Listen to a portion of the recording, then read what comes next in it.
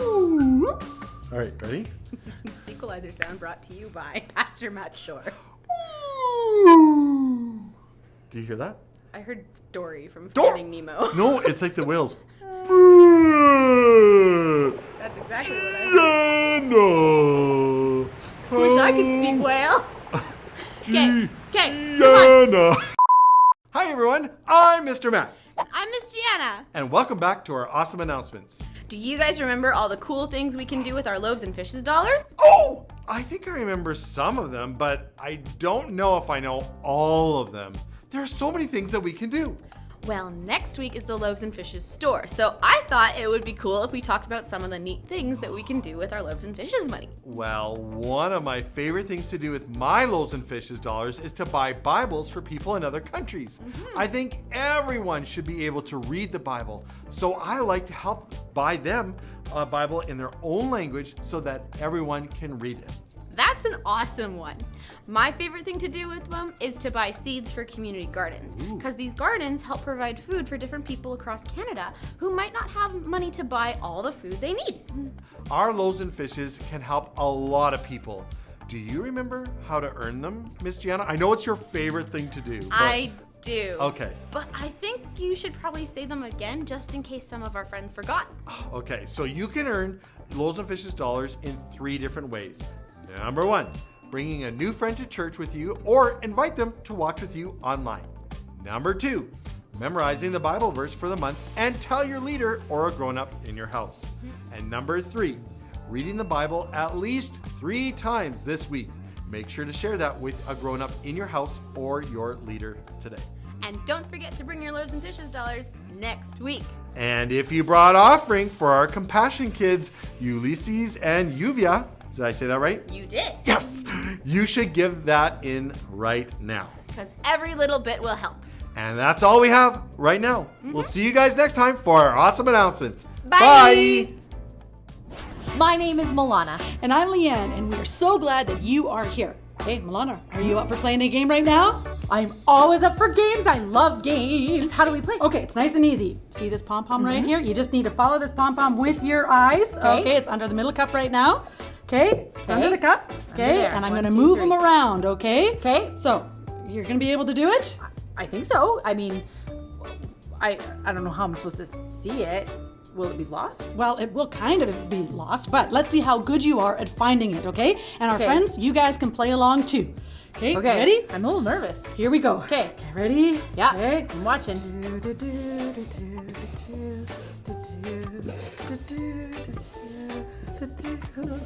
Woo, so exciting. I don't even remember if I know where it is. I think I know. Okay, here we go. I think. Okay, but just to be sure, friends, I want you to yell out if you think it's under cup 1, 2, or 3. Okay? Okay. I think it's under number 3. Okay, let's check it. A drum roll. Here we go. Yes! She got it. Oh, that was way too easy, okay? We're going to make this a little bit more difficult. We're going to add a couple more cups here. Okay, so we got 5 cups here. Okay, we got them all in a nice row. And we are going to start with it under this one right in the middle. 1, 2, 3, 4, 5. Yes. Okay, here we go. Okay. I'm probably going to lose track of it too. Here we go. Okay, let's see. Okay. Okay.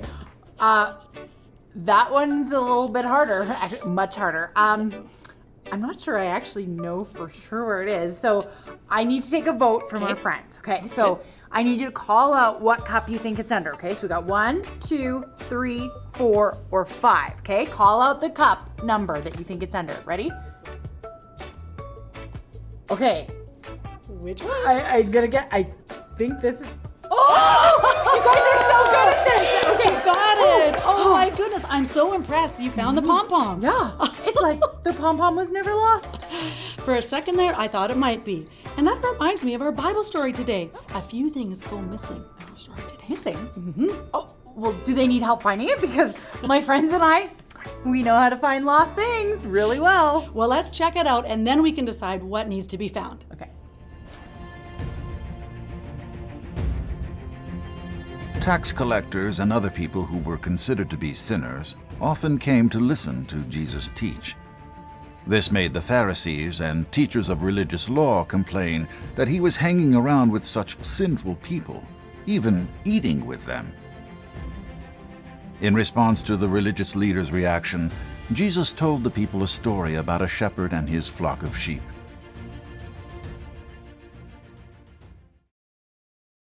Jesus said, "If a man has 100 sheep and one of them gets lost, what would he do?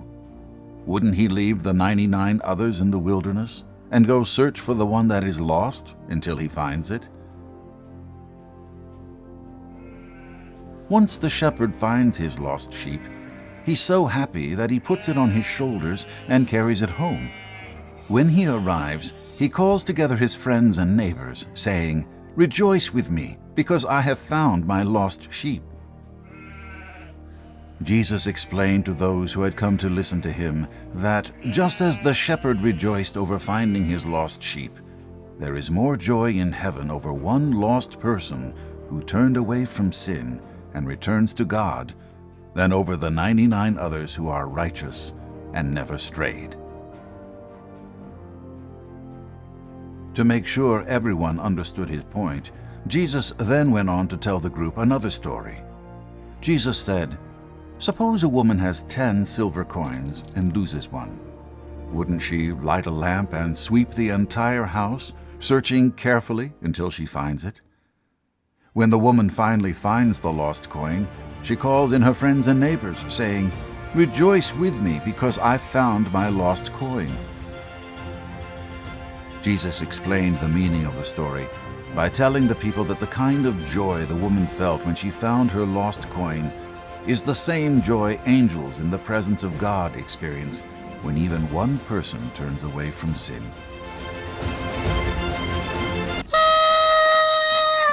I think since we won your really tricky game, we should celebrate. I got you a horn and a blower. Yeah, so like super fun, Great right? idea. Okay, let's try it together. Okay, here, ready? Yeah, we're celebrating. So fun! You know, this reminds me of the celebration that all of heaven has whenever someone who is lost is found. That's another way of saying that when someone asks Jesus to forgive all their sins and chooses to follow him, then all of heaven has a big party. Woo! So just make sure I got this straight. So in these stories that Jesus told, he wasn't really talking about sheep or coins. He was talking about people, right? Yes, he absolutely was. He was saying that if someone doesn't know him as their friend, it's like they're lost. And he cares so much about each person that he will look for each one who is lost, which is another way of saying he wants everyone to be his friend. And when someone chooses to be friends with Jesus forever, it makes him so happy. There's a big party in heaven. Hooray! I love parties. So Yes. you mean all of heaven has a celebration when we become friends with Jesus? They sure do. Let's have another party. My hat just broke, but that's okay. It'll still stay on. Now, the most exciting thing that can ever happen in a person's life is when they choose to follow Jesus. When we ask Jesus to forgive our sin, we no longer feel far away and lost. Jesus is the good shepherd looking for his lost sheep, just like the shepherd in our story was today. And the woman looking for her lost coin? Well, she knew the value of that coin, so she wasn't going to stop looking for it until she found it. And Jesus knows the value of each one of us, and he doesn't want us to be left lost. I love that. You know, sometimes I feel far from God because I've done something that I know is wrong. Even though I asked Jesus to be my friend a long time ago, I still sin sometimes. Sometimes my sin feels so big and terrible, and I don't even want to tell God about it. I know exactly what that feels like. And if you've ever felt the same way, you can know that God loves you so much. He doesn't want sin in the way of your friendship with him. But we already know that Jesus will forgive that sin, so we don't have to feel guilty and like we're far away from him. Bring it to God, ask his forgiveness, and he will forgive you. I'm so glad that Jesus will forgive me every time I sin. But wait, Leanne, what about friends who've never asked Jesus to forgive their sins? What should they do? They should ask Jesus to forgive their sins. And if that's something you've never done and you want to learn more, I encourage you to talk to your leader or the grown-up who brought you to church. They would love to answer any questions and help you talk to God. That's awesome. You know, our bottom line today says, when I feel lost, God is near. And that's another way of saying that God is always with us. So let's say it all together. You ready? When I feel lost, God is near. Now this month, we've been learning a verse that talks about how we can always come to God. It's a reminder that God is always there for us. He will forgive us and He'll help us. Let's all stand up and we're going to say it together. Okay, And I might just stand lose up. my hat, so I'm going to Okay. set it down here. Okay, Good ready? plan. Here we go.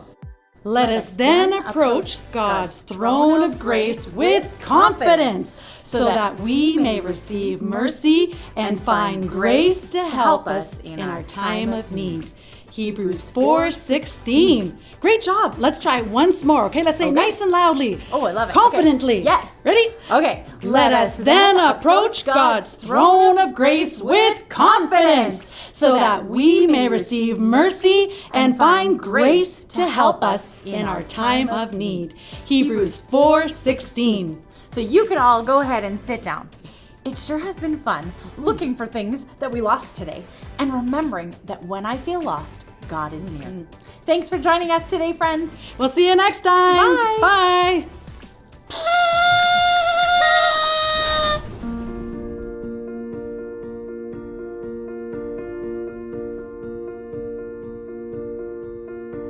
I didn't know it would be this hard. I didn't think I could fall so far.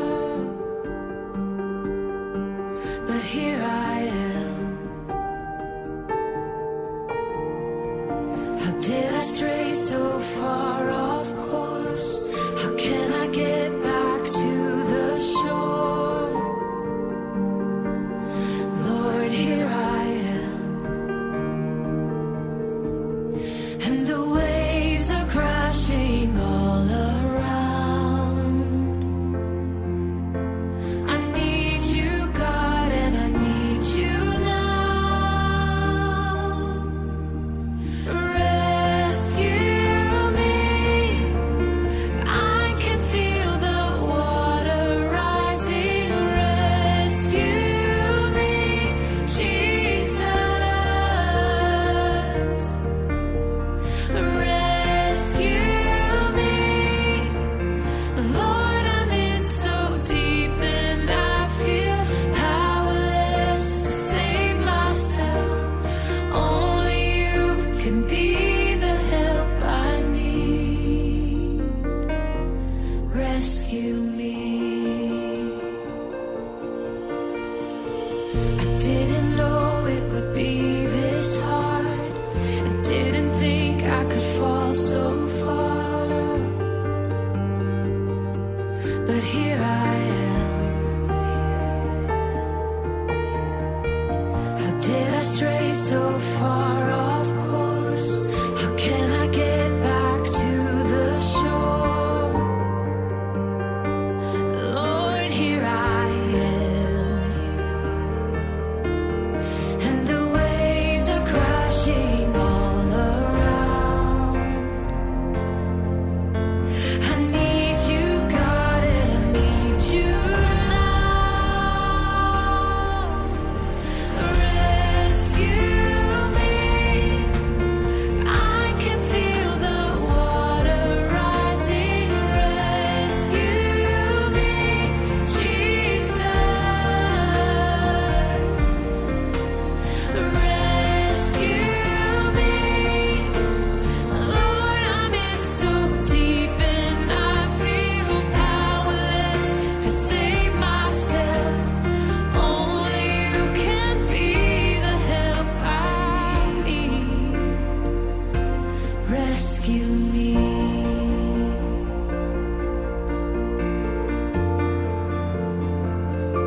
Rescue me. Jesus, rescue me.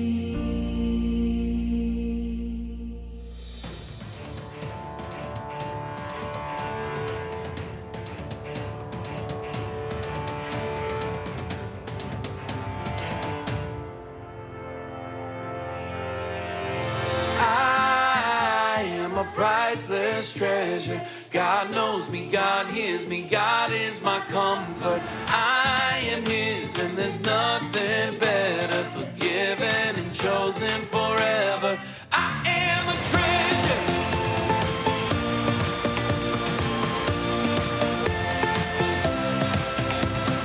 I am a priceless treasure. God knows me, God hears me, God is my comfort. I am His, and there's nothing better. Forgiven and chosen forever. I am a treasure.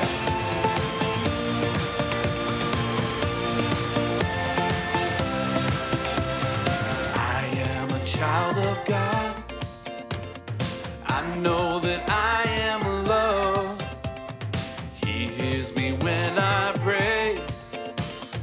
He always makes a way. I am His and He is mine. I am the prize He came to find. I am a priceless treasure. God knows me, God hears me, God is my comfort. I am His, and there's nothing better. Forgiven and chosen forever. I am a treasure.